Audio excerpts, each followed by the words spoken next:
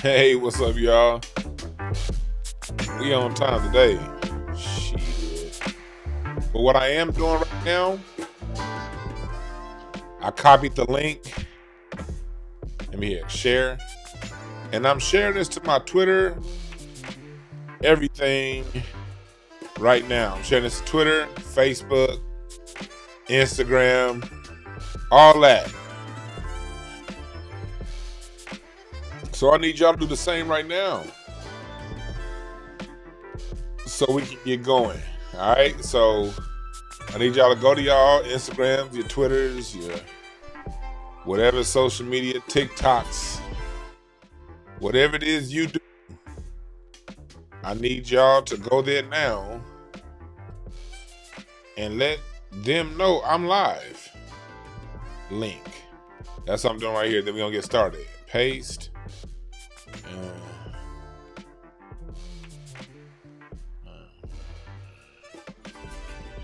Let me see.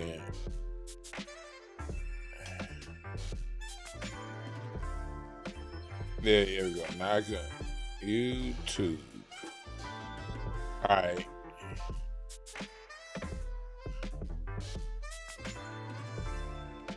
Here we go.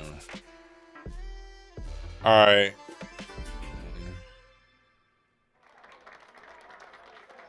All right, cool. So we here talking about let me get my groove music on right here. What we gonna play? What we gonna play? Well, first off, I want to say this. I want to do this. For those of you who've been living under a rock and don't know, President Joe Biden has decided to quit the race. The first time a president has decided to drop out of a race. Oh, I ain't got my lights on. The first time a president, there we go, decided to drop out of a race since Lyndon Baines Johnson in 1968. LBJ had a heart attack while he was in office. He was getting old, and just like Joe Biden, he was a staunch, ardent racist. He used to go around and he called us the Negras, is what he called us, and so he was the last president to drop out of a race. Although before he dropped out, he gave Americans a whole bunch of stuff through the Civil Rights Act, more than Joe Biden ever did.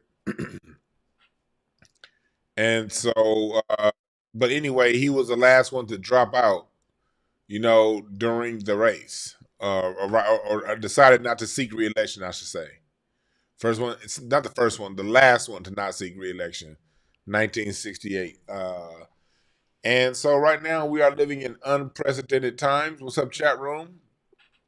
Well, I also got to say before we get going, thank you to everybody who joined the Patreon, who saw today's first installment of the conspiracy to destroy black music. I took everybody today back to the 1800s. Who the fuck is calling? Who the hell calling me? I didn't say call in. Let me quit out of Skype. I didn't say call in yet. Shit. Call in when it's time to call in. I gotta talk first. Anyway, I just quit Skype, so you can't call in now. But so he lost my goddamn train of thought. So, well, I forgot what I was saying now. Oh yeah, where was I at chat room before I was rudely interrupted? What's up, Marquise? What's up, Positive Influence? What was I saying? Somebody said it's rolling. Nigga said it's Roland Martin. Shut up, nigga. Where was I at chat room? Where was I at? Oh, I saw my presidents that hadn't gotten knocked, that had done that. So yeah, Biden fucked. I can't say Biden fucked his own party. The Democrats are fucked. We knew 4 years ago when he got in office that I was surprised he lasted this long. Oh yeah, I was talking about Patreon. Salute to everybody that came on Patreon earlier. We was talking about how they destroyed black music and how it's been a slow moving thing since the 1800s and through the 1900s, and we really got into how a lot of our sound was taken from us early on, how we rebuilt it. And my next installment, we're going to get into how we rebuilt it after they tried to destroy it in the 30s and the 40s through cabaret licenses, how we rebuilt it in the 50s and 60s for them to then come back for it hard again in the 70s. That's going to be covered on the next installment on how black music was destroyed, my series over on Patreon. So if you're not part of my Patreon, join now. Get today's show breakdown, and then get ready for next week's live breakdown, so you can be a part of next week's live breakdown. But anyway, back to what we're talking about. So now that we're here,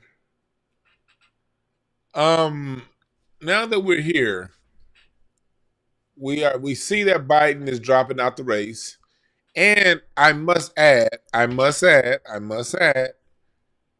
know some people, 95% of my listeners like when I listen do cards. Most of y'all like it. But it's a few that be like, "What are you doing?" Let me show you what I'm doing. Remember when we did our reading for the United States? Well, most of y'all don't remember. My reading shows don't get that. That one only had like 2,000 views, so most of y'all probably don't remember. But we talked about what's going to be happening with Biden. I must say, on my July 4th episode right here on this channel, we read that Biden is out and he's going to be dropping out soon. I didn't say soon. I said he'll be dropping out. That's probably the best thing. So let's first go back showing, the accurate, review of what forecast, I should say, of what's going to be happening. Here we go. This is Biden. Here we are. This is Joe Biden's cards. These are Joe Biden's yearly cards. He's displaced by an ace of hearts. July. Yeah, Joe Biden ain't. Nine of Diamonds environment, ace of hearts displacement.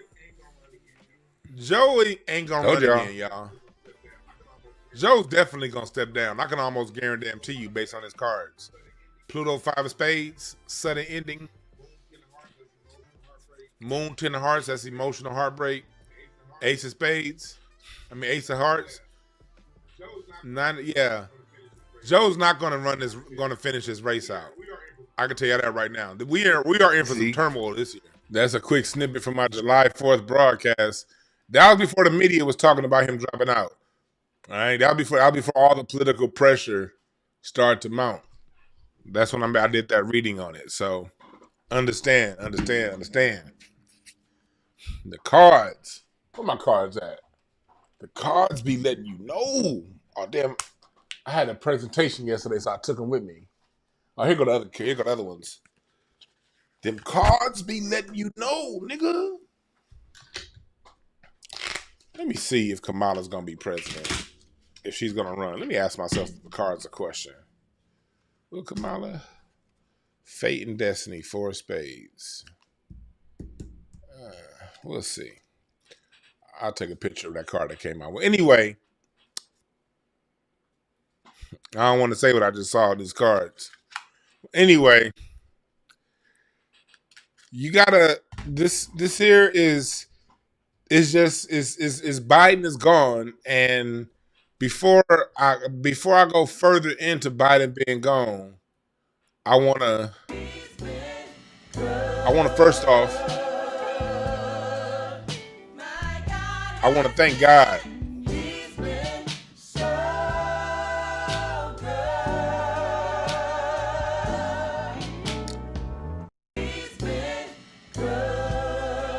Telling y'all, thank God. I'm so glad that Joe Biden is gone. I never liked him. Don't respect him. But I did see, I had enough respect to not want to see him walk around looking like a fucking corpse the last year he's been alive. I at least have enough respect for him to not want to see him go out like that. But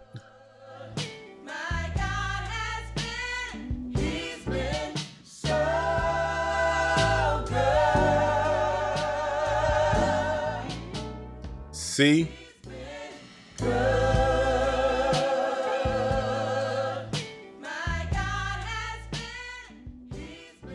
I'm telling y'all right now that Joe Biden leaving, like like this is what they gonna do. And I've been noticing this so far while I've been watching CNN and Fox. I watched a little bit of Fox News. They were funny as fuck. I watched a little bit of CNN and MSNBC just to get the differing opinions on what's going on in the Beltway and the national media. And it's been a steady drumbeat of you know, is it gonna be Kamala Harris? And then what they've been trying to do is they've been trying to lighten. CNN already is trying to rewrite and write Joe's history as if he was some sort of a good president. And I want to say this right now before we go. I don't care. First off, I don't care who you're voting for, but look at the price of goods, the price of gas, the price of housing and homes. And Joe Biden, during a time that gas is going up to over $6 a gallon here in California, during times that home ownership is at the highest is at the highest gap, is the most unaffordable it's ever been in American history, at a time grocery store bills are double and triple the prices they were in 2019, Joe Biden has decided to give unlimited money to the Ukraine. He's decided to support wars in the Middle East and give money and allow an unknown amount. And I do say unknown because so many, and I don't want to hear none of you people saying I sound like a right winger. I'm a fucking American, and I do have some concerns that I share with the right wing. The same way I have some concerns I share with the left wing. If you smart, you would too. You'd have concerns. You share concerns with both parties if you were smart. But if you're an idiot, you only go on one side, and that's not. And I don't speak to idiots. So part of my concerns I share with the right wing is the massive amount of immigration that's come. Not saying I don't want immigrants, but as a Black American, my specific concerns with immigration don't even align with the right wing. They don't like it for their own reasons. As a Black American, that immigration affects me directly because, you know, as many people was mad at when they said Black jobs. That's how America works. There are jobs for Black people, there are jobs for non-Black people, there are jobs for white people. And the jobs that are widely available for Black people are limited. And when they bring in immigrant classes, they bring them in to target the limited available jobs to Black people. That's just a fact. And it doesn't start with brown immigrants. This shit goes back to them importing the Chinese back in the 1800s. Let's bring them in to finish out building the railroads, because they didn't build the railroads, but they did help expand them west. You know, but the railroads themselves were built by Black folks.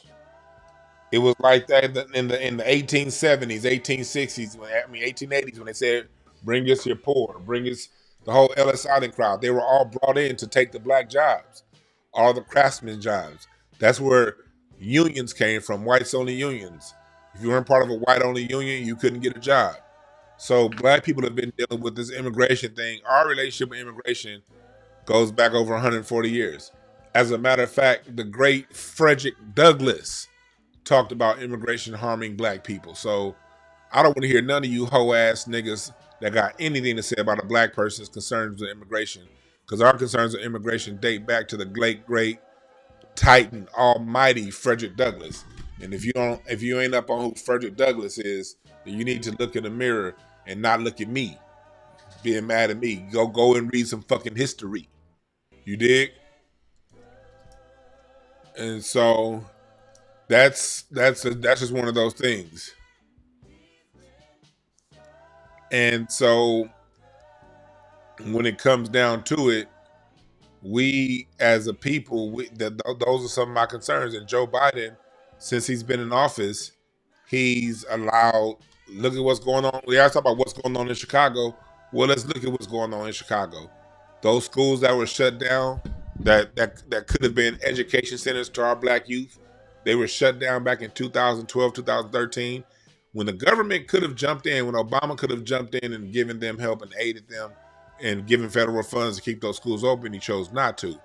Those same schools are now being used as housing locations for illegal immigrants, where they're now going through and they're applying for jobs. There was a situation, one of my listeners, I don't know if he's in here right now. He's from Chicago. I remember about 2 years ago, he called in. There was a factory that was only hiring illegal immigrants, and the black folks in Chicago called ICE, and all of them got raided and ransacked and run through and kicked out. And the next day, it was a line around the corner of black people applying for those jobs, and black people got those jobs. Further proof that, you know, they come to target our jobs. And Biden was making sure they were in D.C., New York. You heard what Eric Adams been going through the last 3 years in New York, although his stupid ass accepted them. It's halfway his fault. Atlanta, we've seen the targeting of specifically black neighborhoods, and that's all been done under Biden. See, Biden, he's done a lot of things for Ukraine, for immigrants. He's done a lot for LGBTQ, trans, but all of that stuff that he's done for other groups has been at the mercy and that is ultimately harmed black Americans. So he spent 3.5 years as president shitting on us like he told us he would. He basically told us that he would be shitting on us. He did say that. He never promised us nothing. He said, even in that speech, that leaked tape he had with the NAACP and those black groups, when he said, and you guys are going to have to deal with the Hispanics and the Mexicans. Remember he said that? Remember that?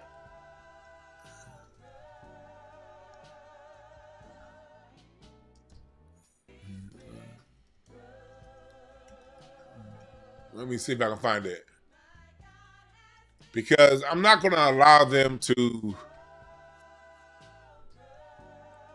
I'm not going to allow them to write his history, to rewrite his history. Let's see if I found it. Let's see if I found it, because a lot of times,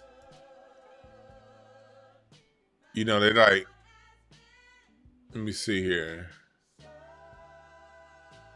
Here it is.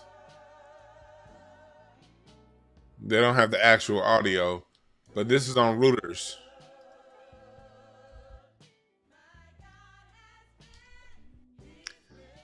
This is where they was. Them trying to say taken out of context, but no, it wasn't. He said this country's doing not just because of African Americans, but because by 2020 this country's going to start being minority white European, and blacks are going to have to start working with Hispanics. But where is But no, I want that audio. Let me see if I can find it on YouTube.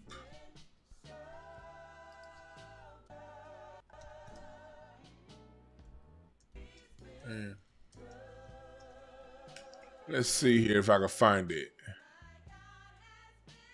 Let me see here. Here it is. Oh, that's on. I don't know if they're gonna. I don't want them to strike me. Let's see if this here.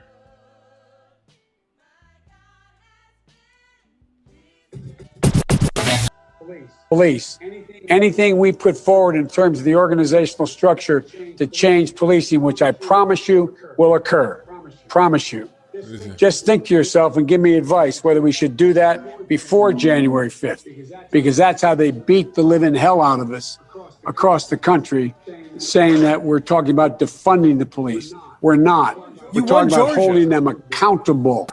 I just raised it Listen to with how you he's to talking to these black leaders, quote unquote. think about. How much do we push between now and except him when we did the commission before? I didn't think we went far enough. We can go very far. It matters how we do it. I think it matters how we do it. No, I missed it. This ain't it. This ain't it. Major element. And as Reverend Al said, I was a pain in the ass to everybody except him. No, that's not it. Where is it? No, that's not it. Well, we could look at this. Remember, this is Joe Biden. 5% of the vote of minorities in my state. I may have phrased those things wrongly, but when I talked about the Indian population, what I was making the point was they're building families. They're coming by in businesses, 7-Elevens and Dunkin' Donuts and small shops, just like those Italian immigrants used to do, and they're building families. The point I was making about the inner city of Washington is the point that Barack just made. Barack made the point, he said that minorities start off at a disadvantage. They start off at a... That wasn't it. See, man, I gotta find that part about him. Let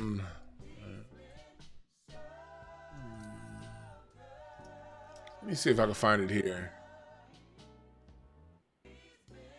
Was it here? Oh, let's see if I don't want them to strike me. I don't want them to strike me. I know that's still the Vicky Diller. She dope as fuck, but this ain't her channel. This is another channel. I don't want them to strike me, but let's see if I can. Country is going to be minority white European. You hear me? Minority white European. And you guys are going to have to start working more with Hispanics. Play that part again. By 2040, this country is going to be minority white European. You hear me? Minority white European. And you guys are going to have to start working more with Hispanics. And you guys, you heard them? This audio was taken right after he got elected. This was like December 2020. This was like right after he got elected. This is what he had to say to the black leaders. And you guys, let's hear that again. European. You hear me? Minority white European. And you guys are going to have to start working more with Hispanics. That's how he was talking to the black people after they got his stupid ass elected. So I'm doing this to remind folks that Joe Biden ain't shit. Fuck Joe Biden. Now let's move forward. What's next? They saying they floating the name of Kamala out there. And I'm not with it. I'm not with Kamala either. I'm not with Kamala because Kamala's a hoe. She sucked dick to get where she is, and I don't want to hear none of you feminists talking shit about it. If you're a real feminist, you'd be mad at Kamala for using her jaws to get ahead in life and not her skill. Don't come to me, goddammit. Sweet Dick Woody Brown talked about that in San Francisco. Matter of fact, she talked about it. She the ultimate clout chaser. Used to fuck with Montel Williams. And when asked if she used her wits, her sexually woman ways to get ahead, when questioned about that, when she was running for president, she basically said, hey, she had to do what she had to do. And me personally, I side with real women. You know, skilled women. Women who can get it with their brains. Women who can get it with their skills. Women who get it with their charisma. Women who get it with their professionalism and expertise. Not the women who get it with rug burns on their knees. I'm not here, and I don't have, and if you're one of the people that want to come say I'm being mean to Kamala, I don't give a damn. I ain't your target. I'm not the bad guy here.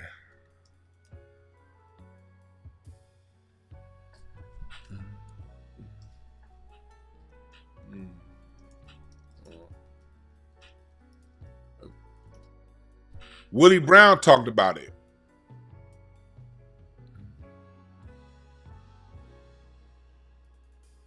He talked about the Willie Brown, for those you don't know, according to Reuters, he talked about it when he used to date Kamala back in the 80s.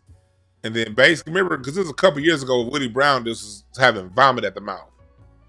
And he was talking about all this shit. And he said, yeah, that's basically how she got ahead. By walking on her knees.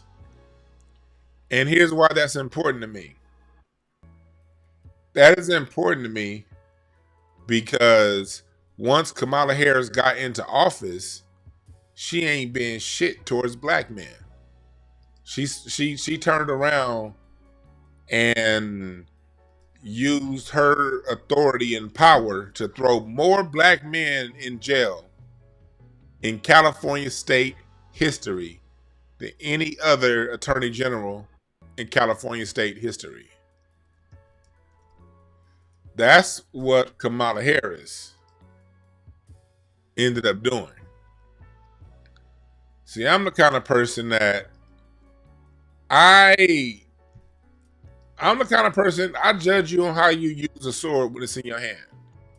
This is Kamala and Sweet Dick Willie back in the 90s. I'm the kind of person I rate you based on what you do when you got the power. And when she got the power, she was worse than white men towards black men. And this is where a lot of the schism between what's going on in the black household comes from, when you see a lot of the black women that are supporting her just because she's a soul or skiwi, and they feel so, too many, not all, but too many black women feel so unseen. They're willing to take whatever devil they can that looks like them, even if the bitch don't claim them. And Kamala Harris only claims black around the 3 months or so leading up to an election. That's when she's black. After that, she's right back to being Brahmin and every goddamn thing else. So a lot of too many women allow a woman like Kamala to use them. And the worst part about it is, Kamala is only some of the women. 95% of y'all women, y'all affected by women like her. You are more qualified at your job. But it was a Kamala Harris that got the promotion because she...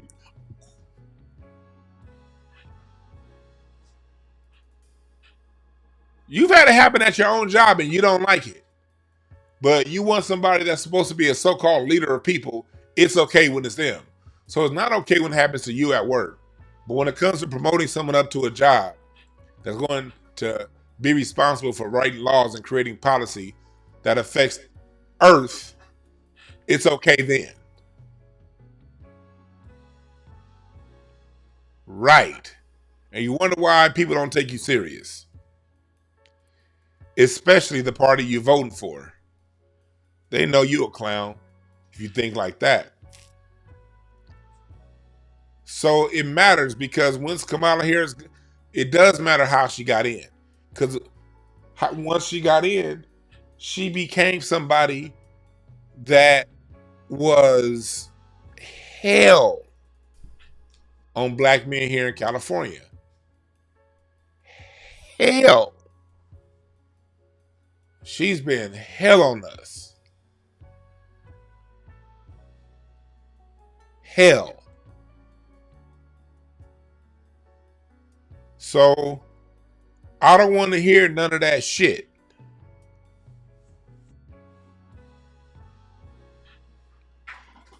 The dick sucker got the job and fucked with us. And then when she had a chance to put Steve Mnuchin in prison for creating the largest housing bubble lawsuit in United States history, she had a chance to throw him in prison and she chose not to. And Steve Mnuchin turned around to become the Treasury Secretary elected under President Trump. The person she had a chance to put in prison for fucking over California, she didn't do. So when she did have someone that deserved to go to prison for what they did, She didn't do it. But if you was black and you had an ounce of weed on you and you had a bad day, you ran across the wrong cop, you get 10 years in prison. That's who the fuck Kamala Harris is. So no, I don't want her as president. Nope. Appreciate the Cash App, Courtney G. And everybody else, if you like what I'm saying, hit the Cash App. $ DeJuan Brown. $ DeJuan Brown. So Kamala is somebody who, she's somebody who don't deserve, based on her actions, our respect or our vote. So for that reason, and I see them floating her name. If you notice, President Obama, when he gave his endorsement, he did not, when he wrote his letter, when he said what he had to say about Biden dropping out, he did not endorse Kamala Harris. So that is something to be of note, because that tells me and shows me that the Democrats have a trick up their sleeve. The Dems have a trick up their sleeve. And the other night when I was pulling cards on this, what's up, Hurt? Oh yeah, don't forget Matrice Richardson. Thank you, appreciate that. Yeah, Matrice Richardson. When she ran for state attorney general, she promised closure and justice for Matrice Richardson, a black woman that was went to Malibu and then got arrested by the police, had her, and then she somehow ended up missing, then somehow ended up dead, and the police didn't know what happened. After they had said we didn't know who she was or anything, come to find out they had arrested her, then she came up missing. And Kamala Harris promised to get justice for her, to the family. Then the minute she got elected, she changed her phone number and didn't do shit. And then when she turned around to run for senator for California, she promised justice for Matrice Richardson then too, and didn't do it. 2 times she promised justice to the family of Matrice Richardson, and both times did not follow through when she had the power to do something. Again, I'm judging Kamala Harris off how she behaved when she had the power. That's what I'm judging her off of. How did you behave when you had the power? She ain't shit. And of course, this fool Donald Trump ain't. This dude here is hilarious. I don't think I miss that motherfucker's tweets. He's a sorry son of a bitch, but he's a funny sorry son of a bitch. Tell you that goddamn much. This dude went, instead of Trump just being cool and just, because most people are gonna be professional, like, you know what? I wish the best, yada yada yada. This dude Trump don't give a fuck. He came right out the gate. Look at what he wrote on Truth Social. Crooked Joe Biden was not fit to run for president, and is certainly not fit to serve. Never was. He only attained the position of president by lies, fake news, and not leaving his basement.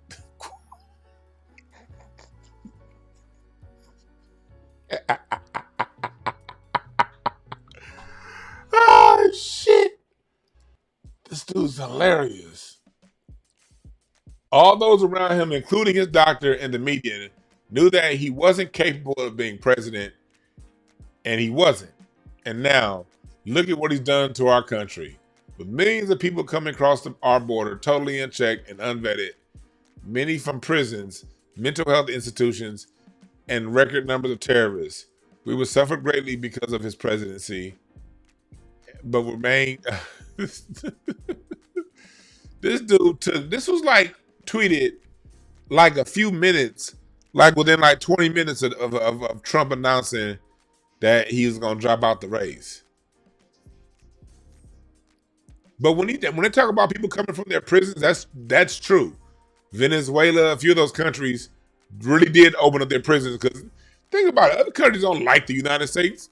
So they're just like, oh, y'all taking people? Prisons. That shit really happened. But this shit's funny as fuck to watch these white people fight each other. Hey, black people, don't get involved. That'd be a thing. Like niggas see what two white people fighting and then want to fall on a sword. Man, you niggas need to chill. I ain't falling on shit for neither one of these thug degenerates. Hell no. But watch it. Just watch it. Watch the play out. Watch the play out. We ain't gotta fall on the sword for none of these hoe ass motherfuckers. But we can get a good laugh in the meantime. Look at the next thing he wrote. Crooked Joe Biden is the worst president by far in history of our nation. He has done everything possible to destroy our country, from our southern border to energy dominance, national security, international standing, and so much more. He was annihilated in an earth-shattering debate, and now this motherfucker said earth-shattering debate. Like Trump be putting all kind of extras on. His extras are what's funny. It's his extras that make him funny. This motherfucker said earth-shattering debate. And now the corrupt radical Democrats are throwing him overboard. He was not fit to serve from the very beginning, but the people around him lied to America about his complete and total mental and physical and cognitive demise.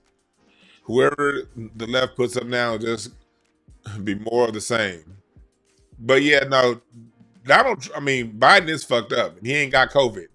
He fucked up far worse than COVID. He got that old people disease. Then he put Crooked Joe just got knocked out, so now we'll have to do it a fourth time. He's like not wasting. This motherfucker all these True Social posts went out within an hour of Biden announcing this shit.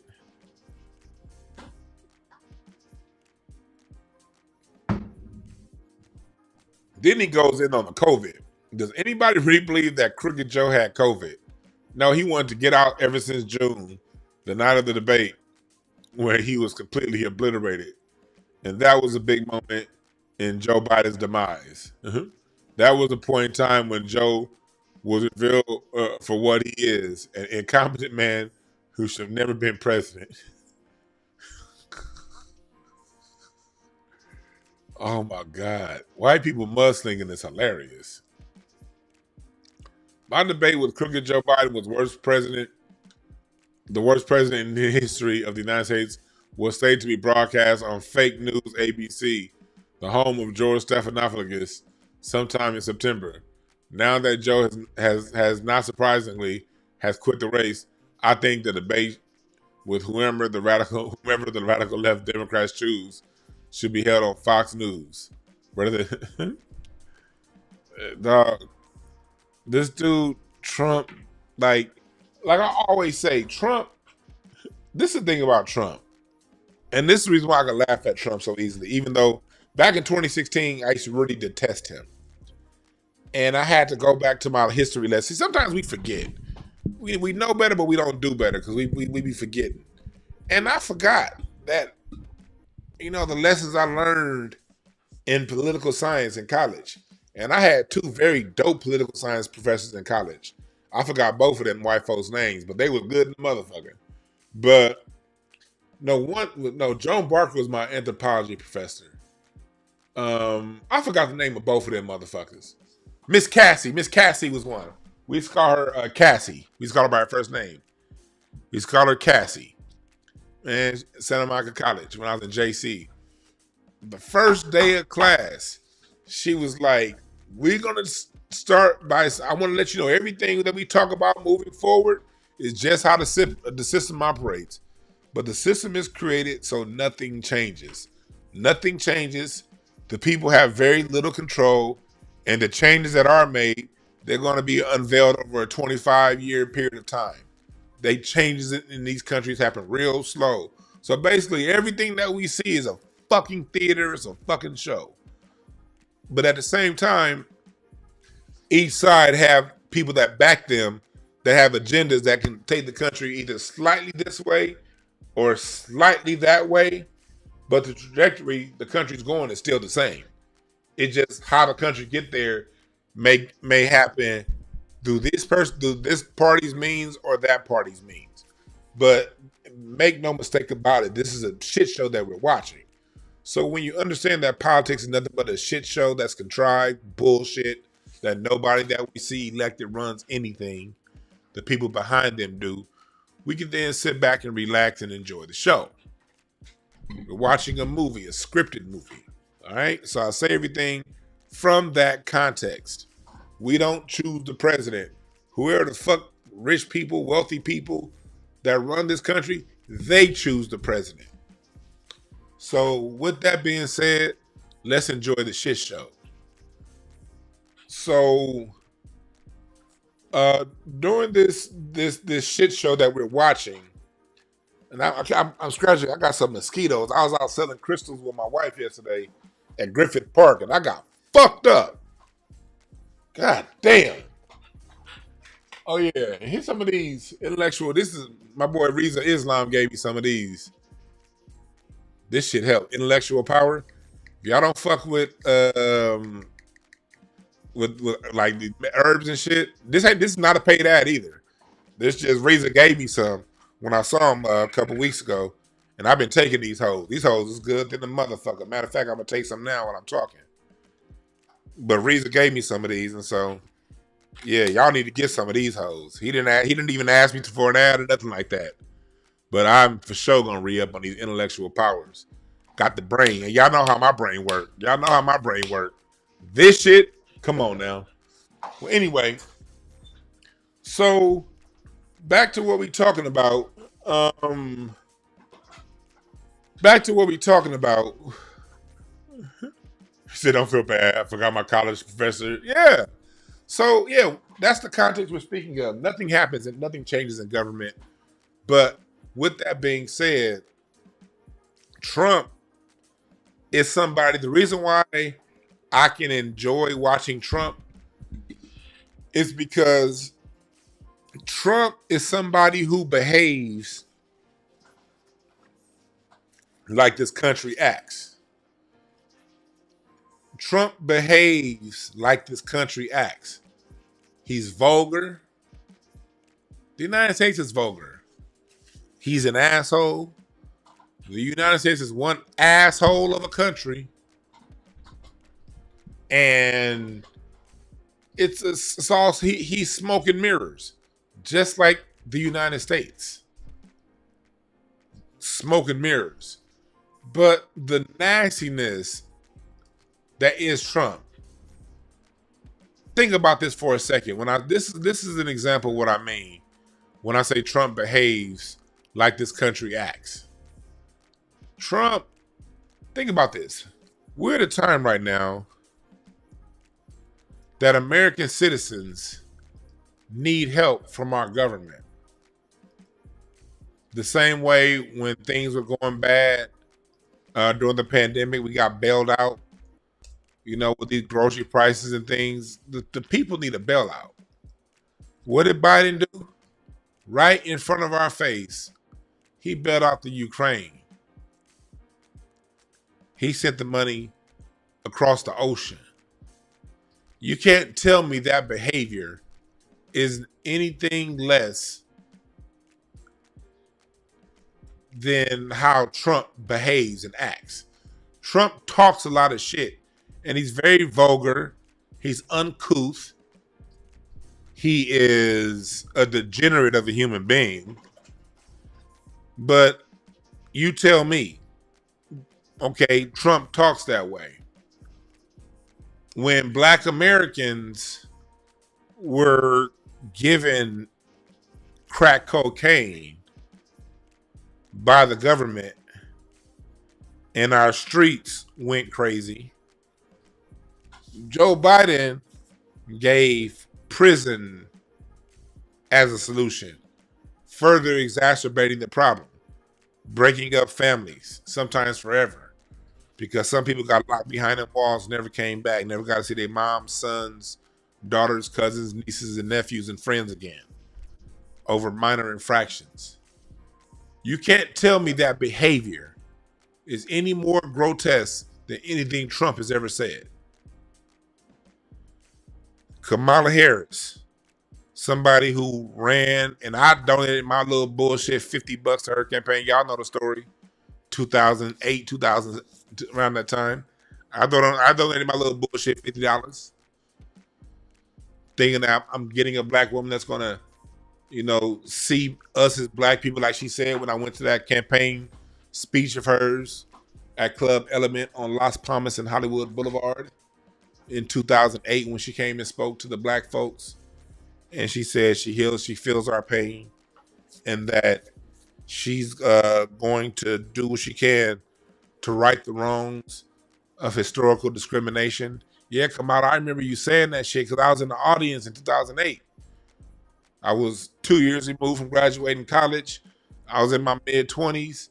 I was just really getting started out. You know what I mean?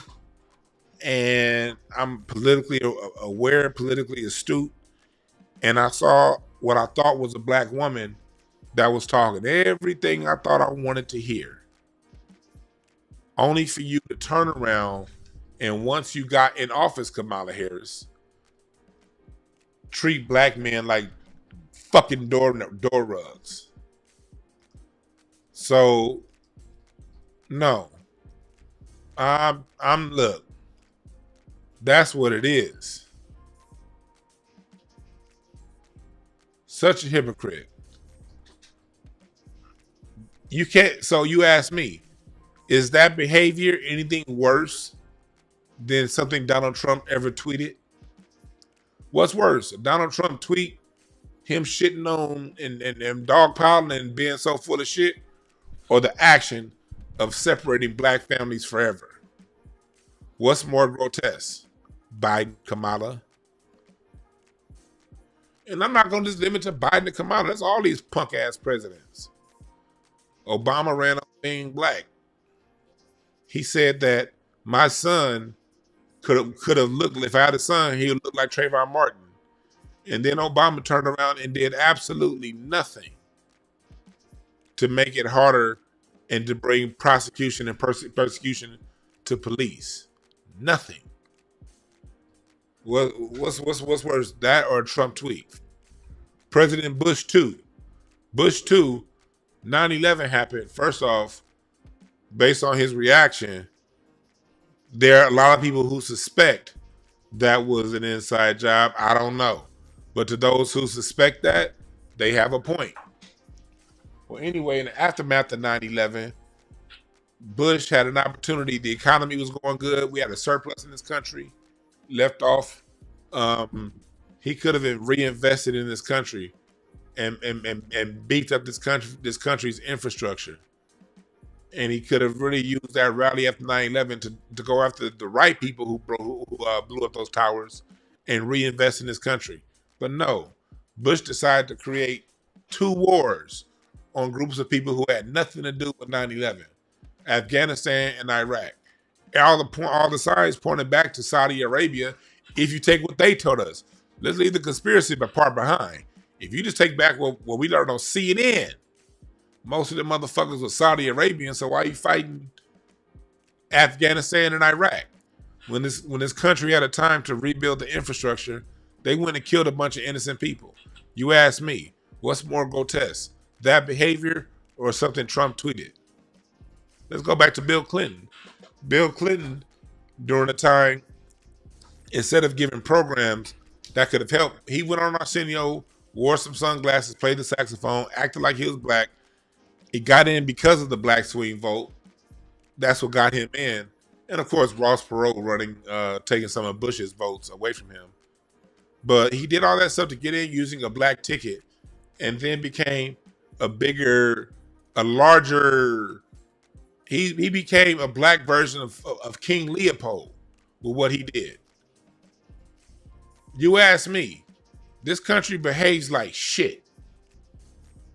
It behaves like shit.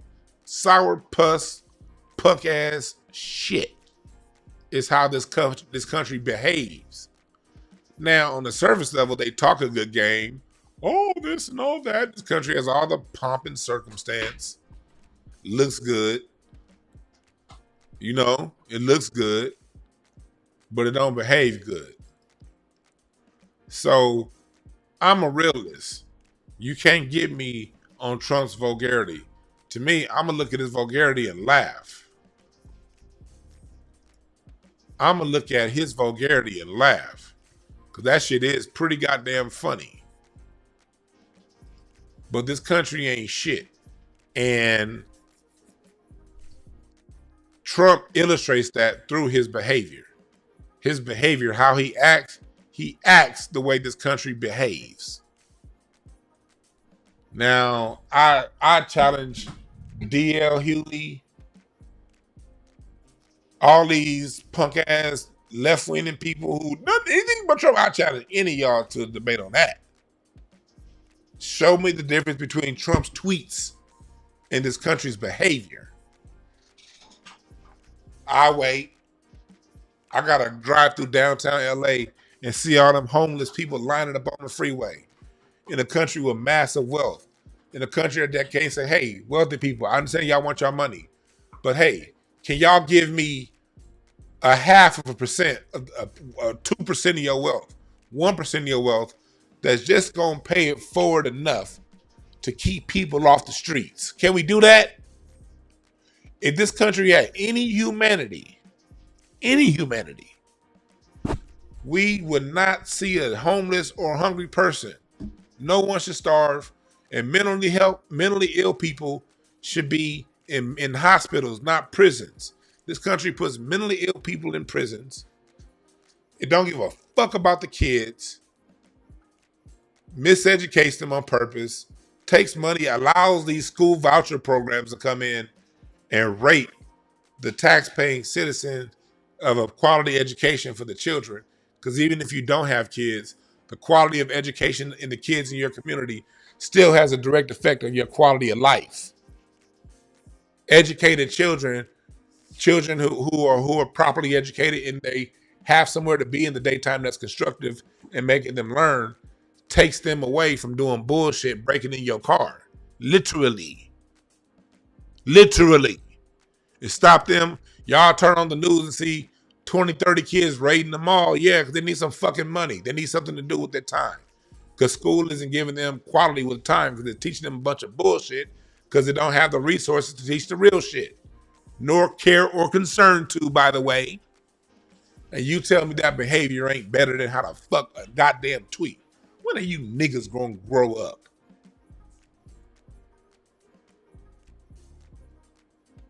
You want to come to me about a fucking tweet, and I gotta step outside and see people pushing carts down a goddamn street so they can get a couple dollars to eat something.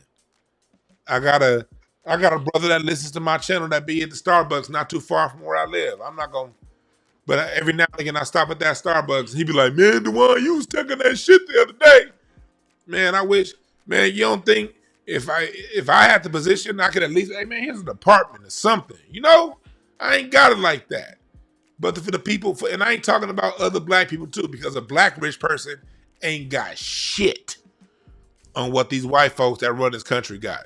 The wealthiest black person you know, if the 500 wealthiest white person woke up with the wealthiest black person you know wealth, they kill themselves. Okay? So I am telling you what it is, not what I want it to be or how I imagine it to be. That's how I feel about this country. I love this country. I am a patriot. And that's why I feel this way, because I think we can do better. Because in 1979, under the Jimmy Carter administration, there was no homelessness. There was no hunger. That was solved. The wealthy paid it forward. And I'm not saying the countries wasn't shit then, because there's no other stuff to people, but they were a hell of a lot better in 1979 than we are right now. I'll tell you that goddamn much. Much more wealth in this nation now than in 1979, and I got to see homeless people. I saw some homeless person the other day walking like I was driving down, I went to the beach. I was going like near Venice Beach. And I saw just going down Washington Boulevard, these homeless people. There was one dude just pulled his pants down in the streets. And it's like, that dude's obviously sick. There should be a bed for him.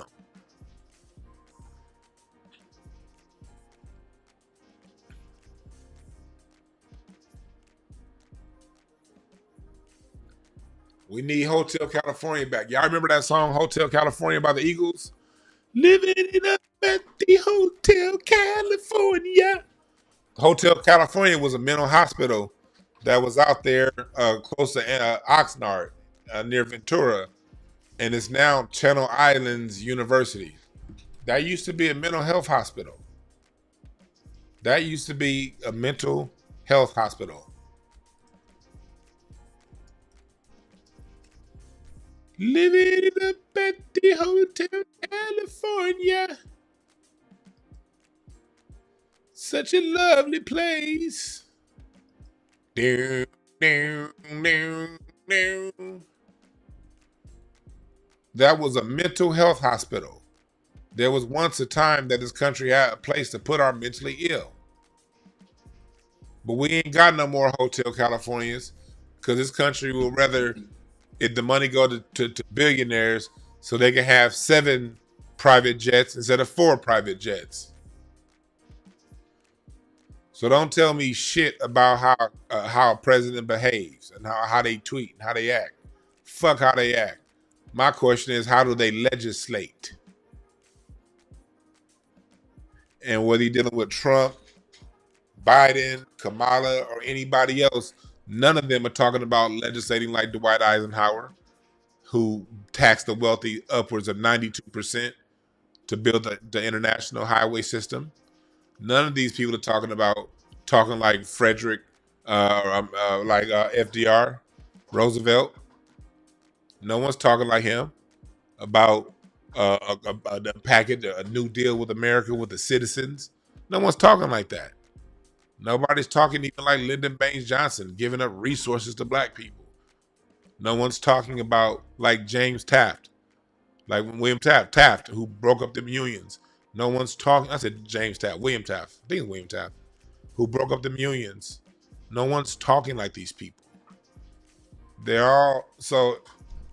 Neither of these parties are saying anything for anybody to be all jerking off about. You niggas know the difference between a politician that cares about the people and a politician who's just a celebrity.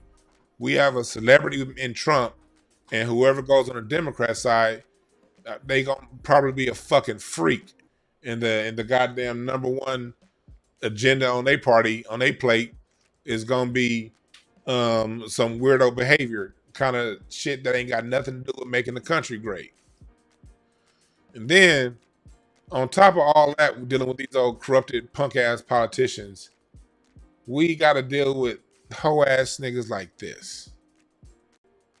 Like when your grandpa, you gotta take the keys, and everybody, you gotta take his keys, you gotta take his keys, you gotta, and he's fighting and he's fighting, and everybody's so frustrated, and then you finally get the keys back, and then you just cry, because this is somebody that you love, this is somebody that you care about, this is somebody who was there for you, this is somebody you wouldn't be here without him, and you have to take something from him. This nigga crying. This is not, look, this politics is politics, but this is a human moment for one of the great humans in America. This is a huge moment for him, for his family, for all of us who love him, for all of us who want him to get across the finish line.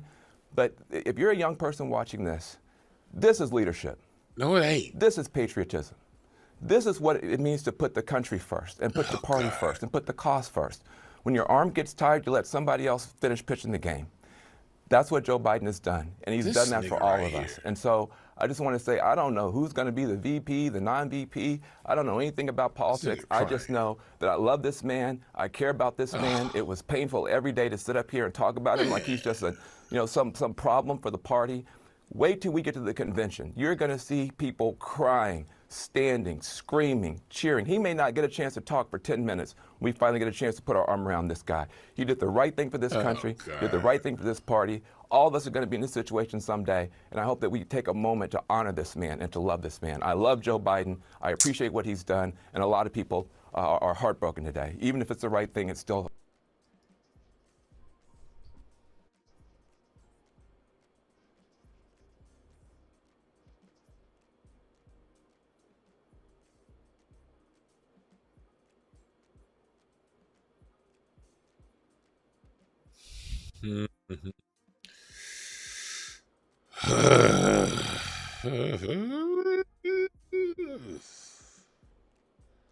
I detest niggas like this. What the fuck are you crying for, Van Jones? Man, where's Nick Van Exel? Give me where's Van D Camps, nigga? I'm like a Von Dutch. What the fuck?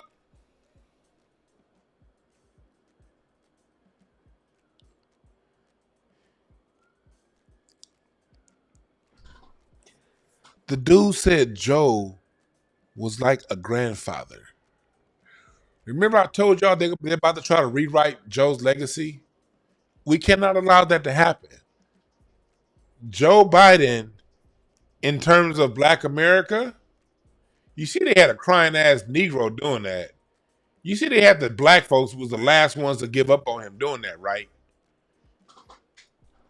Joe Biden is in alignment with Woodrow Wilson, with Rutherford B. Hayes, Ronald Reagan,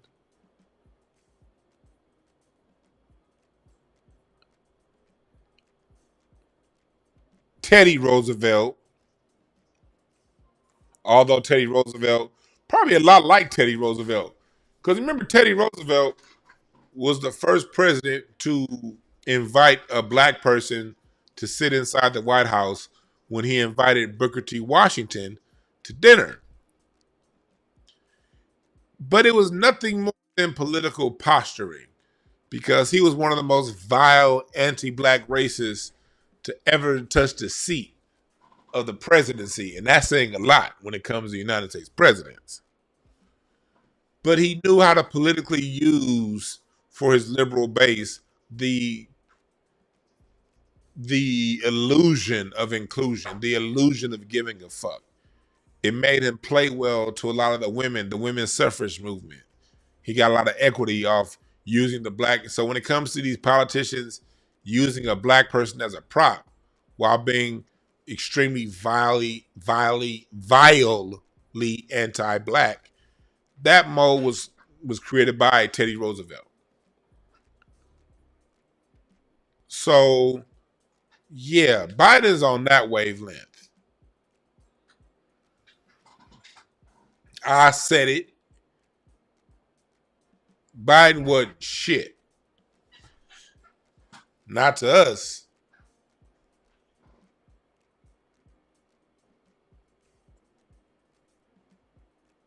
Somebody say granddad of bigotry. Yeah. So it's nothing for us to be going around crying about. And when you see Van Jones crying like a pussy, you know what it is. He got that 100 mil tickets from Jeff Bezos still on CNN. Muckety, yuckety it up. What do y'all think? I got the phone lines open now, 323-744-7425. Let me know what y'all think about what's going on here. And what's going on with Kamala Harris? Does Kamala have a chance on making it? Here's her year. Her transformation is a king of diamonds. Okay. Her peak card is a queen of spades. And her environment is queen of spades. That's pretty interesting. New beginning reward card. What's up, caller? What's your name? Where are you calling from? I'm from Fort Worth, Texas. Fort Worth, Texas. What's on your mind, brother? Well, man, am I live right now? Oh, yeah. I'm just pre-recording. I'm live. Was it pre-recorded when you called in? Shoot, I don't know. You tell me. I don't know. That's why I was asking, man. So what's on your mind, brother? Well, man, I don't think that Kamala Harris is going to do anything for black people. I mean, Joe Biden ain't gonna do nothing.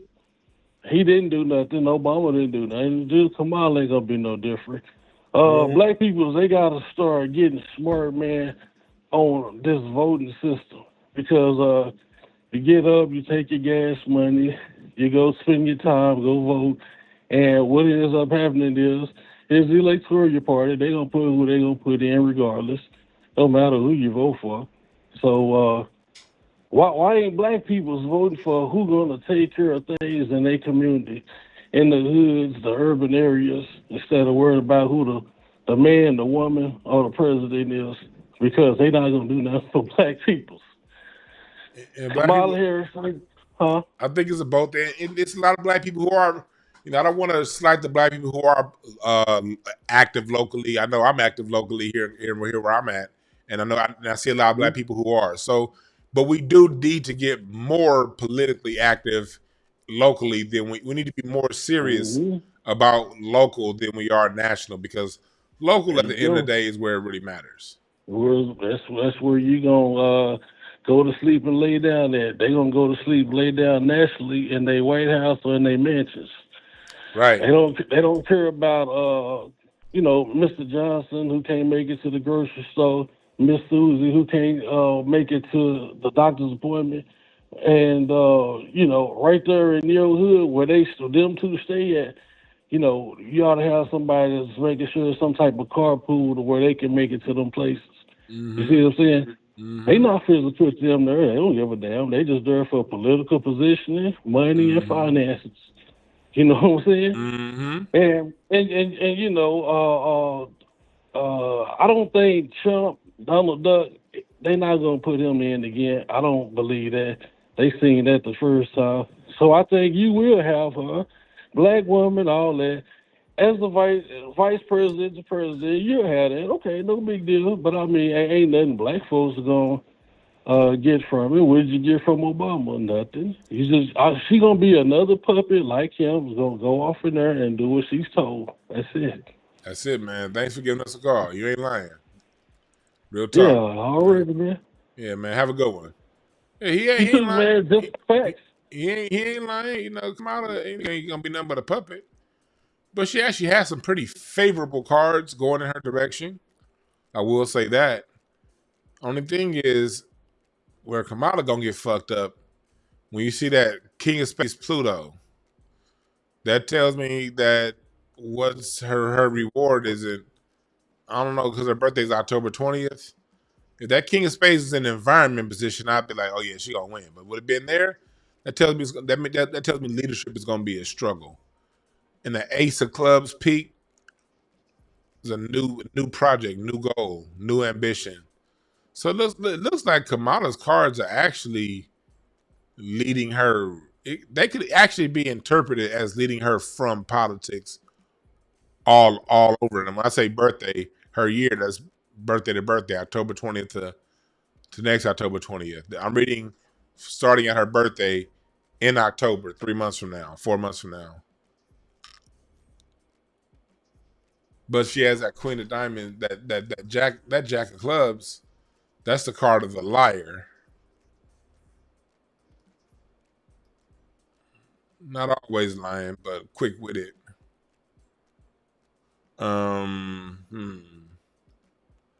This is an interesting read for Kamala. I'm gonna see. I don't know what's going on with the DNC, man. I'm not gonna make a prediction on Kamala yet, but she has favorable cards for a new position. But that new position could be president. The new position could be book author. I don't know, but I don't see enough right now to really. But I do see a change in position, a new start in Kamala's life starting next year for her birthday. So I do see her off to a new start. So that, based off that, that's not enough real information for me to really say too much.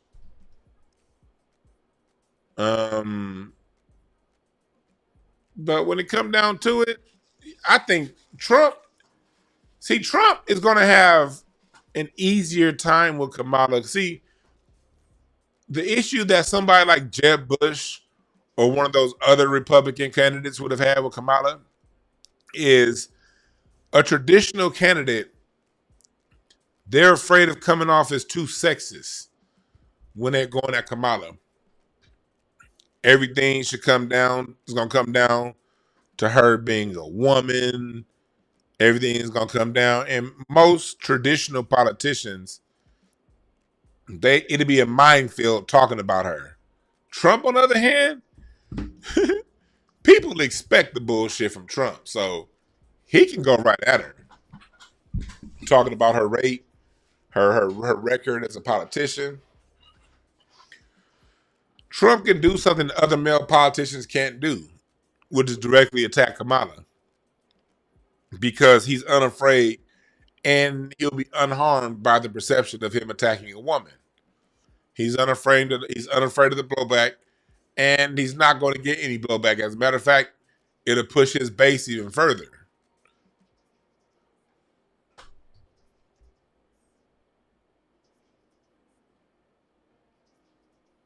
So yeah.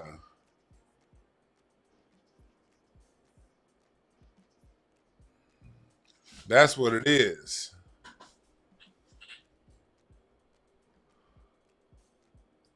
So is that my nigga Melvin? Is that my nigga Melvin from high school? That's my nigga Melvin. What up, Melvin? That's my nigga Melvin from high school. This nigga produced a couple tracks for Anderson .Paak. Six Summers was Six Summers one of your songs? I know there's a couple songs you did on the Oxnard album. That's my nigga Melvin from high school. Yeah, dog. I'm gonna talk some music with you pretty soon, brother. Gonna talk some music with you pretty soon. That motherfucker Melvin, every now and Melvin be disappearing. You don't see him for a long time. Then every now and again, he'll pop out with a picture next to him with him and Dr. Dre like, hey, in the studio. That's my nigga right there. Continued success to you, my brother. My man Melvin. I didn't know you knew how the YouTube channel. What's up, dog? But so when it come down to it, you know, Trump has he's not gonna have those same issues that other ones have, you know? And so moving forward, what we're gonna be doing is we're gonna be monitoring how this shit look. We're gonna be monitoring this shit. Let's see. Let's just have a good time. We're gonna be focusing on DL Hughley crashing out, Charlemagne the God tap dancing and tiptoeing for whoever comes in to replace. Hell yeah, Melvin, let's do some music talk real soon. Real soon. Real soon, dog. But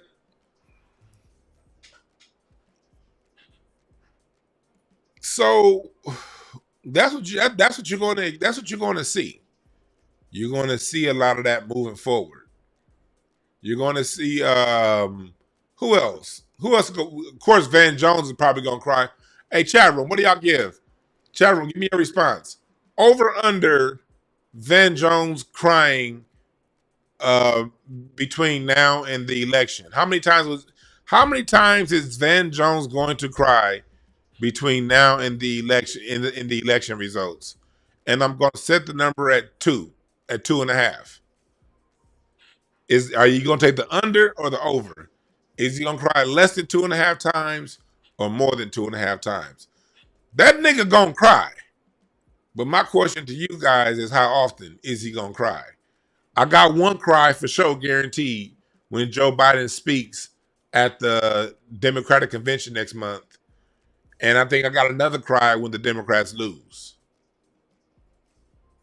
Well, I'm putting the line at 1.5. I'm sorry, I'm putting the line at 1.5, not 2.5. At 1.5. He's either going to cry once or more. What are y'all going to put it at? Y'all said over 3. Y'all niggas is wrong. I said 4 good ones. Too many times to count. Over. Y'all say y'all got the over. Okay. Okay. This nigga said bi-weekly. God damn. Nick Umbre, she says 3. Carl, you said 3. Okay. Damn. Okay, y'all ain't got no faith in him. Okay.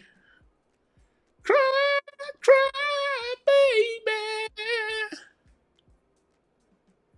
Cry, baby. Yeah, he already cried once today, so I was gonna say twice. He gonna cry 2 more times. Y'all saying 3 up. God damn. All right. All right. That motherfucker Van Jones McKnight. One last cry, before I leave it all behind.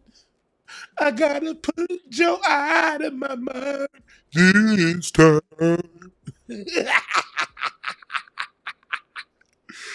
Oh, that nigga's a punk. Hey, yo, Dr. Cologne, you hear how us as black people, when we talk shit, we throw shit talk in between what we do. So if any of y'all people that, when I get back to talking about music later on this week, if y'all come up in our Black American hip hop world and you want to be disrespectful and intrude on it, yes, shots and jabs will be thrown at you personally, along with talking about whatever issue, because that's what we do culturally. We do it to each other.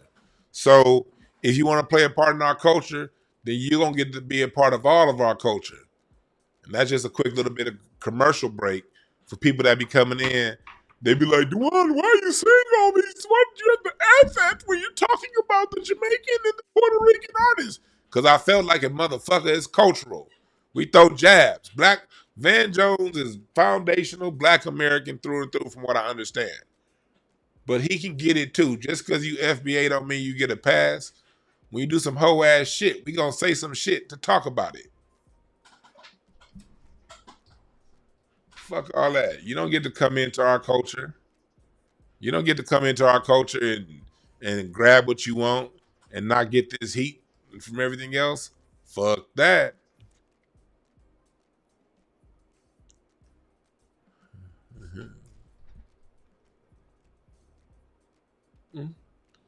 Fuck that. No, Cologne, you cannot take it. Who said Nick Hombre's a twat tether? You ain't no tether. Who said that? Who talking shit to Nick Hombre? She ain't no damn tether. Fuck out of here with that. Nick Hombre be in the chat room down. All immigrants ain't tether. Y'all need to calm down on misappropriating and misapplying that tether word. Tethers are tethers. Immigrants ain't tethers. It's a whole lot of dope ass immigrants. Fuck out of here. I like a lot of my the immigrant friends. I know they cool as fuck, man. Shit. I'm never gonna call all immigrants tethers. Hell no. You better not call Nick Hombre a tether. Shit. Every person. I don't know what your background is, Nick Hombre, but you don't act like one in the chat. So anybody called her one, y'all better apologize. If y'all call Nick Hombre a tether, y'all better to apologize now. Are you not an immigrant? Yeah, that's right. See, she ain't even an immigrant.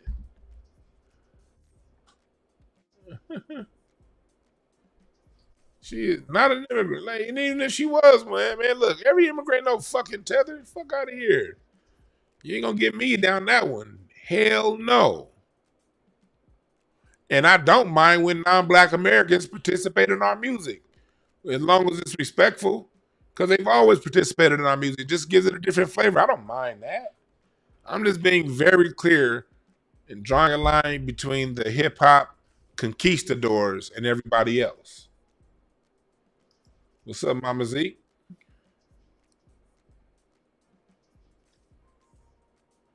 That's right. We love people who are down with us. Ain't got no man. Hell nah. Yeah, tether is how you act, not where you from. That's like saying, like black folks, we call people coons. All black people ain't coons, but the niggas that fight against black interests, they're coons. It's a very specifically applied term. It's a very specifically applied term.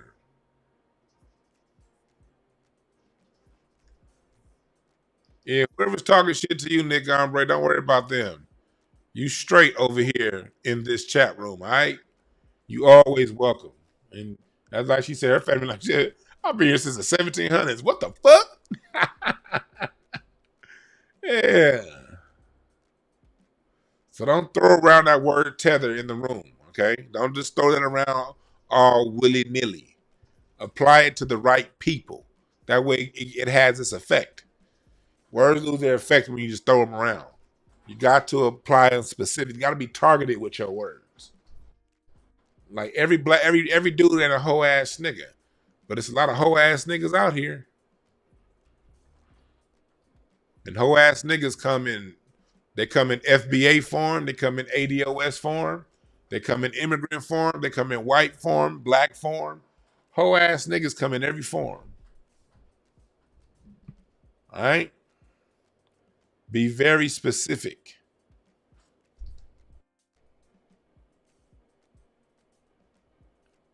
That's a good point, Infinite Umbra. That's why some black folks need to stay out of those type of talks. Instead of using logic, they'll apply term to anyone without thought. Right. We got to be very specific about that, man. Got to be very specific. Gots to be. Because it's a lot of good-ass motherfuckers from immigrant backgrounds here in the United States. A lot of them. Solid, good-hearted, kind-hearted, good people. All right? So don't play the bullshit.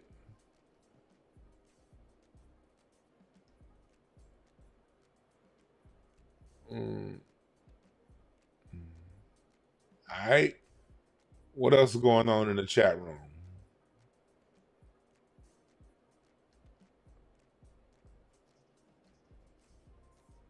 What's Desmond talking about? You arguing, man? Stop arguing. Y'all both on you on the same side of the fence as Quan, Desmond. Y'all both on the same side of the fence. Y'all both on the same side of the fence. Speaking of the same side of the fence, I was gonna do a show. I might do a separate short. Did y'all see that shit going on between Boyce Watkins and DL Hughley? Did y'all see that? I just saw it on O'Shea Duke Jackson's channel because both Boyce Watkins and DL Hughley both got me blocked. But I was on O'Shea's channel. What's good, everybody? This is where is it at? Where did it go? And he had pointed out something with DL Hughley and Boyce Watkins. Apparently, Boyce had said something, and DL responded, and he basically, I saw the inbox. DL called Boyce, inbox Boyce Watkins, called him a dickhead and said that he don't. Let me see here. Hopefully our brother O'Shea Duke Jackson don't give me a strike for this. But this is from O'Shea Duke Jackson's channel. And I want y'all to go check his channel out. Because both of these niggas got me blocked. So I didn't know this shit was going on. But I want to go to the tweet part right here. This part right here. It started with basically Boyce Watkins talking about, Trump. You know what I mean? And, giving an objective opinion on Trump, I guess. And then DL Hughley is like the Democrat doormat. DL Hughley is that chick that the football team used to smash. Even the little nerdy kid got a chance to run through because he was on the team. That was D.L. Hewley. That's how the Democrats treat him. Even the weakest, worst, sorriest, uh, inhumane Democrat can run through this nigga. Anyway, he this motherfucker wrote, "I can't stand you." Oh my God, this nigga's in his inbox. And then he said, "I have never liked you and have an idea why you would punk ass on my page." Let me read that again. Did I read that wrong? I never liked you and have an idea why you punk ass on my page, clown. Okay. Tell me, dickhead, what senator from the state of Delaware had the power to do? So DL's, again, is somebody who don't know shit about politics because he couldn't read until he was like 30. And then he went into crashing out all up in Boyce's inbox. Two black men crashing out. And two black men that, if you ask me, neither of them, I don't care for either one of them, DL or Boyce. I don't feel bad for either one. Boyce is somebody who likes to throw a rock and hide his hand. Boyce is a petty, messy, petty little boy. He paid little boy. And he got mad. I guess I had put out a tweet. I had reposted something Vicky Diller that said about him. And that motherfucker Boyce blocked me, but I don't care because it's actually good that Boyce blocked me because reading his tweets regularly, the way he be on one day he trying to be pro black, you know what I mean? He black this, black that, and then the next day he talking about what about Chicago, and he's a messy little petty little girl sometimes when it comes to his shit. So Boyce is somebody who I'm like whatever about, but D.L. Hewley too. D.L. Hewley is somebody that couldn't read until he got into his 20s, 30s. That motherfucker got on Comic View before he could read a fucking book. That should tell you something about him. And in the last 10 to 15 years, he's become a Democratic do-boy. I guess he has somebody that reads him the news. Because I guess when you start reading, you don't learn how to read until after 30. I guess, when it comes time to read, you probably, when it comes to political conversations, that might be too high of a grade reading level for you to attain. So you got to have somebody else read you the news, or he watch YouTube videos or whatever. On not even YouTube videos. Worse than watching YouTube videos, he watches MSNBC all day for all of his information. And people like D.L. Hewley get their information from Roland Martin, Joy Reid, Rachel Maddow, and all of the corrupt political pundits who don't offer any counter thought. And he goes with it because he's never taken the time to read the Constitution because I'm sure he I sincerely doubt, he could spell the word amendment. So, and this is all, this news, fun, and entertainment. This is all for fun. This is all for fun. But right now, what we have here is two black men who, by all intents and purposes, look out for themselves first, not necessarily the community. Because if Boyce cared about the community, he would have given us more of a heads up on Jay Morrison and people and scammers like that, and he'd apologize for giving us Cynthia G and all these weirdos that he done introduced to us. So both of these guys don't like neither one. But I wish them both the best. In their personal lives, I want D.L. Hewley to be a successful comedian. I want Boyce to be a successful financial advisor. Because if Boyce becomes a successful financial advisor, he can stop being a gossip girl chatty patty on the internet. So it'll work out best for everybody that Boyce Watkins has so much money as a financial advisor. He can stop tweeting "What about Chicago" and then turn around on some dyslexic shit. Not even dyslexic shit. I'm not going to disrespect my dyslexic people. On some straight up deceptive shit. turn around and, you know, be Mr. Pro-Black the next day. Tired of that shit like that. And D.L. Hewley once thought at some point, I guess he think he's trying to be the Black Bill Maher, but Bill Maher is a better actor at being smart than you are, D.L. Hewley. I'm not going to give Bill Maher the full credit of being smart. He's just somebody who knows a bunch of shit other people don't know. Random shit that doesn't matter, like a Bill Burr shit. He knows a bunch of random facts. I mean, the thing, if it's so easy to come off and be perceived as smart, all you gotta do is just know a whole bunch of random shit that other people don't know. But it's random shit, but it's random shit that doesn't mean anything. You can't apply it to nothing. And that's how Bill Maher's got in the head.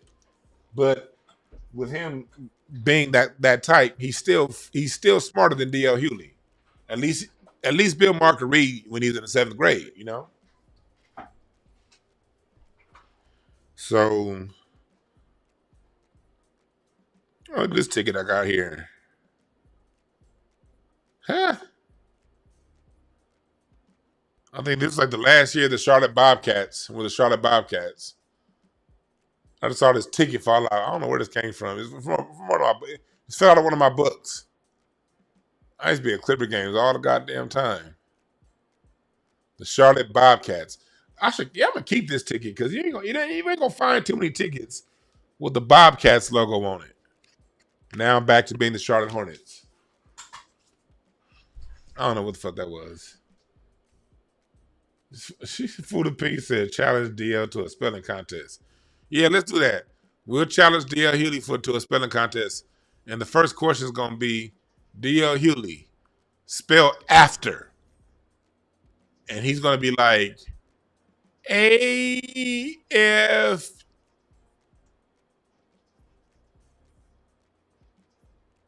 T Ara. No.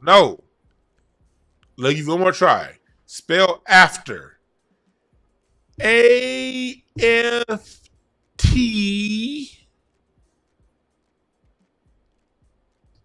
E. If it's not Ara, it's not Ara E. Nigga, you lost. ER. That's what it'd be like challenging DL Hewley to a spelling contest. DL Hewley, spell vote. Okay. VOT. Vote. I spells it, massa. Can I get my Scooby snack? No, that's not it. One more time, DL Hewley, spell vote. I thought I spelled it right. Okay. I'm going to go ahead and say it in the DL Hewley voice, with the old raspy voice. VOT.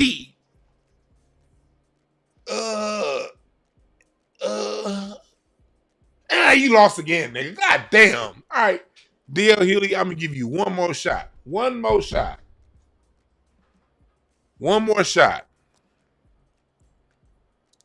Spell ballot. You know, you vote at the ballot box. Spell ballot. Oh, no, now, Master Biden. I couldn't spell after. I couldn't spell vote. Now you want me to spell ballot? Okay. B-A-L.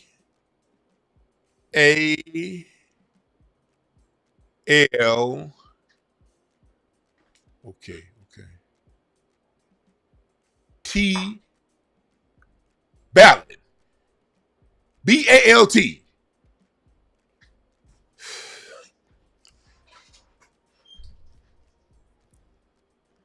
So that's what we got as black folks. That's what we dealing with. We dealing with Boyce Watkins, somebody who, and both, and again, to people who think I just be targeting tethers, both Boyce and D.L. Hewley are 100% black American. They are both our problem. That's not on you tethers. That's not on you immigrant people. That's on black Americans. That's a homegrown problem right there. At least I can feel, I still at the end of the day, I feel that Boyce Watkins' heart is in the right place. I still think that he cares about black people. He's just a fucking idiot. D.L. Hewley, I think he cares about himself. And he's a fucking idiot.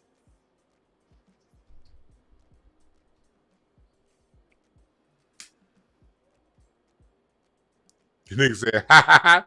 I bet he can spell DJ Vlad. Ha ha. Oh, yeah, one more thing before I get up out of here. I had somebody in my comment section on one of my videos talking about oh, Dewan, you better address Tariq interviewing with DJ Vlad or I'm going to leave your channel. First off, don't ever threaten to leave my channel. Just leave. I'm a grown ass fucking man. You niggas can't tell me, especially this is free content. Don't you ever goddamn tell me I better do nothing. Now, if people have requests and they ask nicely, I'll respond nicely and decide, how I'm going to respond to that. But anybody talking about what I better do, fuck you, flat out. I don't care if you stay or not. Who the fuck do you think you are to tell me what I better do? You better kiss my black ass. Second off, Vlad got me blocked too. DJ Vlad blocked me back during the pandemic. I've been blocked from Vlad. Vlad blocked me back during the pandemic. I don't know what the fuck Vlad do. I'm blocked on Vlad. So I don't know who interviews with Vlad. Vlad can interview Marvin Gaye and I wouldn't know. And know what I watch. And my stance on that is people can do what the fuck they want to do. Me, Dewan Brown, I ain't watching Vlad. Vlad, this nigga Vlad could resurrect Duke Ellington from the grave. And I still wouldn't watch the interview because I don't fuck with Vlad. Now, if you want to watch it, I can't tell other grown-ass men what they need to do or how they should move. All I know is I ain't watching shit. And don't be a hoe-ass nigga. A lot of you hoe-ass niggas think just because somebody work with somebody or they're around somebody that they got their opinion matters. I don't give a fuck about what the next man do. Nigga, I don't know what the fuck I'm going to do tomorrow. You think I give a goddamn about what the next man do? I ever come around and be talking about what the next man do. If you got an issue with him and what he did, go talk to him. I ain't nobody's fucking secretary. I ain't nobody's do boy. And I definitely ain't nobody's pincushion for your whole ass niggas to come shooting at me.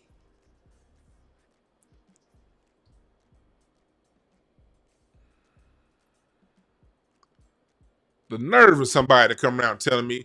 And I was like, if they had the person just asked me straight up, I would have given them a straight up answer. But they turned around, and I didn't even recognize the nigga from the chat room either. He wasn't even one of my normals in the chat. Y'all go back and look at that last video I did, go scroll through the comments. You'll see that whoever that was. I don't know who that was. But don't you ever come to my goddamn channel telling me what I better do. Better kiss my ass. Fuck out of here.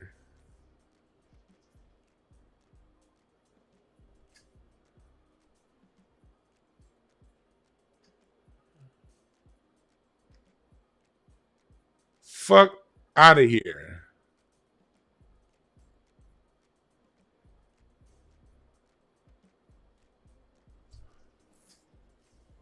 You said it was an interview from 2016? Oh, there you have it. Let me see here. Okay, there we go. There you have it. It was an interview from I don't know. I don't know. I'm blocked on Vlad's Twitter and his YouTube. I don't know how the fuck he found my YouTube because I've never commented on his videos.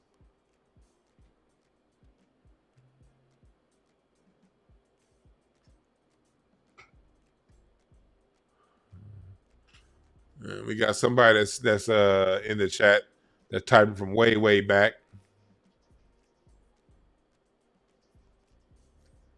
The motherfucker said Vlad pours vodka on his frosted flakes.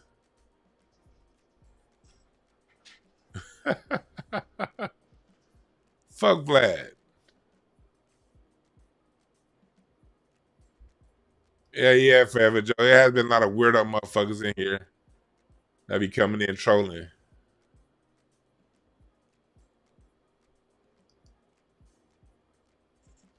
You see, Leon said the only person I care about leaving me is my wife. You goddamn right. Anybody can kick rocks. Oh no, please stay. Person who I've never seen comment and who doesn't subscribe to my Patreon, has never bought a t-shirt, never gotten the reading or anything, please stay. Man, fuck you.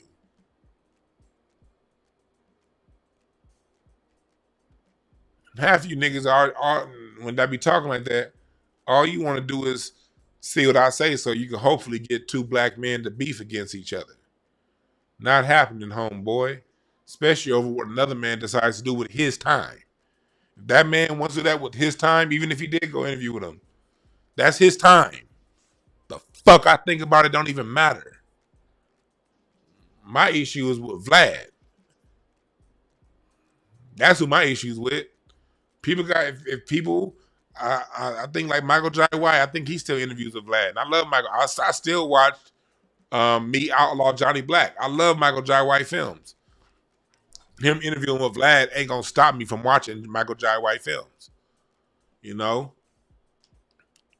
Another person I be interviewing with, of course, you know D.L. Hewley. Does D.L. Hewley say interview with Vlad?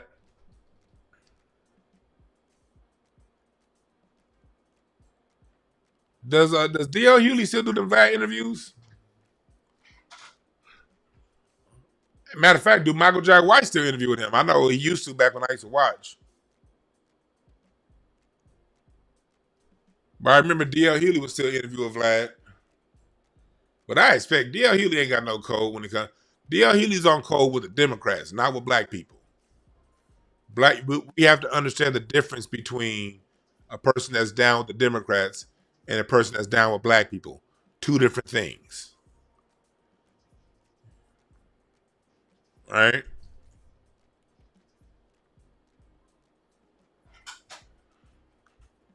But yeah. Let me see.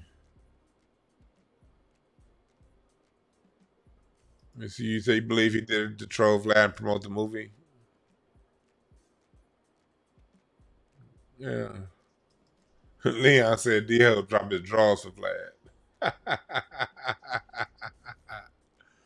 That's funny.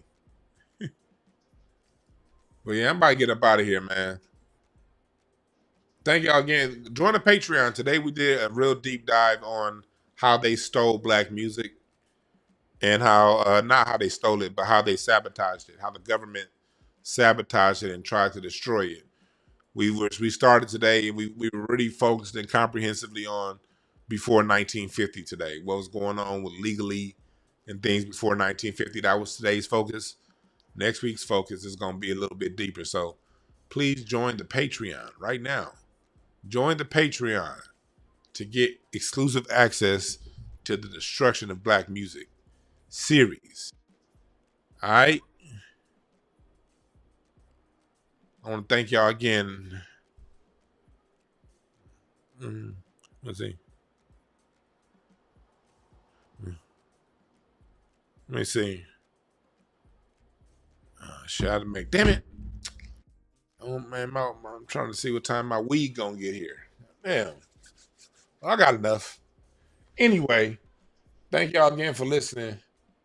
And I'll be with y'all again. I appreciate that.